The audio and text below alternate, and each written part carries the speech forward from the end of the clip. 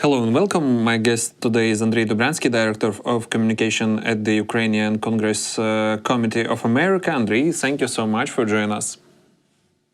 Hi, thank you, and thank you for having me back on. So, the talks are over, the war goes on, but a large-scale prisoner exchange is expected.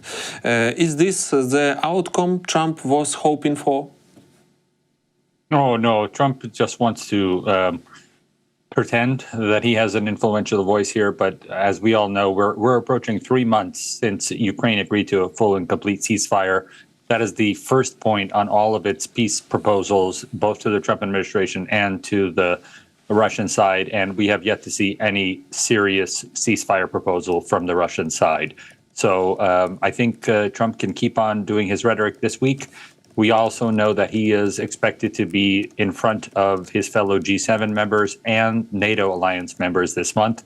I think they will be confronting him, not so much in the public, but in the private meetings during those meetings. Do you expect the US to impose a new sanction, maybe some like sanction Lindsey Graham?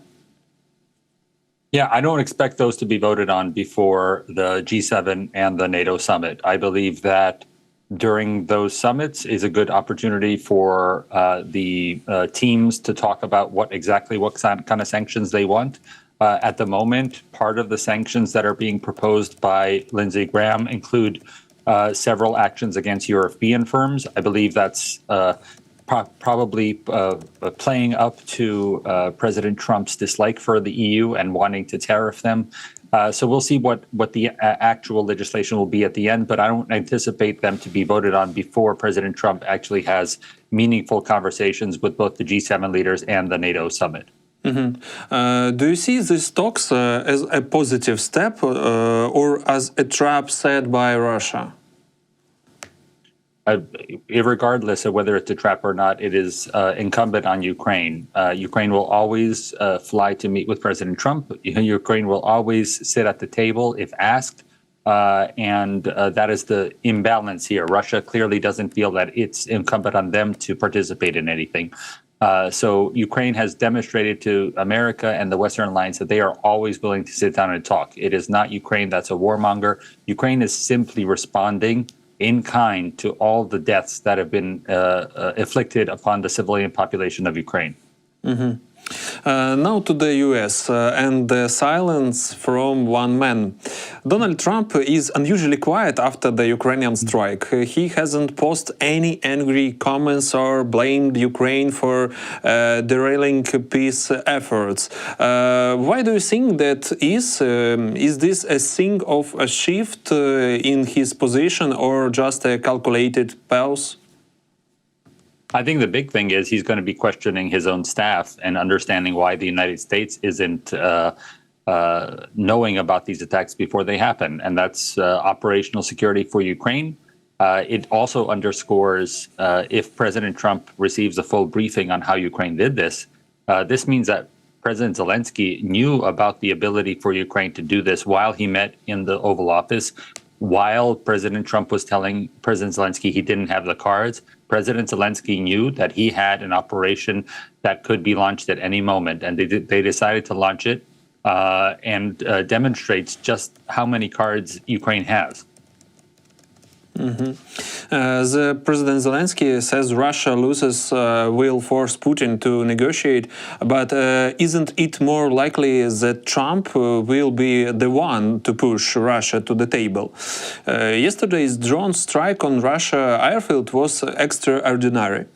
Some even compare it to Pearl Harbor in terms of impact. Do you think this attack will really influence the path to negotiations? Well, I've been really pushing back on my interviews about when Americans bring up Pearl Harbor, because I will remind Americans that Pearl Harbor was when America was not involved in war. It was not attacking anybody. And in this case, Ukraine has been the victim of attack and is simply responding in kind. As to how President Trump can push President Putin, I think that he needs to get on board with what the coalition of the willing is doing. So it's more sanctions, it's more military support, it's more of these victories for Ukraine on the battlefield, as well as I would bring up the international tribunal that's going ahead in the EU. But we just had another report by the Independent Commission at the United Nations that was released last week that the drones that were hunting civilians in Kherson amount to crimes against the humanity. We just saw a great drone attack that specifically targeted Russian military assets, not civilians. And here we have, in the same week, the United Nations documenting that crimes against humanity because Russia deploys its drones not on military targets, but to hunt out civilians. How did you feel when you first saw the reports about Ukrainians' special operation? I thought it was going to be a sad day for Ukraine because we know that how many Shaheds and drones were launched against Ukraine, as well as some ballistic missiles against Ukraine. And that was what I woke up to in the morning. I woke up to those accounts before the Shahed explosions were discovered by the United States or announced on social media. Then my day changed a little when American News reached out to me to schedule some interviews for the rest of the week. Later on in the day, we had a terror attack in the United States against several people, and that changed the American news producers as well. So my schedule has been all over the place this week, trying to figure out when my next interview is, just because of all the international news. And I didn't even mention the fact that there's an election in Poland that happened, and that's also something that's getting lost in the American news market. So for me, I woke up thinking it would be a sad day, incredibly proud of Ukraine's armed forces and all the people that put this response together. And as an American, very glad that so many tactical nuclear bombers were taken out of commission. This is something that Ronald Reagan would have dreamed of, the fact that they were eliminated, that we no longer have to worry about these kind of nuclear weapon launching airplanes being in commission. Just the day before the talks, Ukraine destroyed a huge number of Russian aircraft.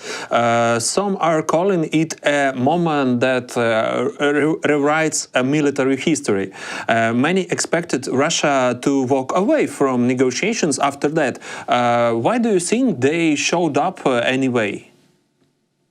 At that point, they were already en route. We know that they're not going to seriously bring up any conversations about a ceasefire or a peace plan.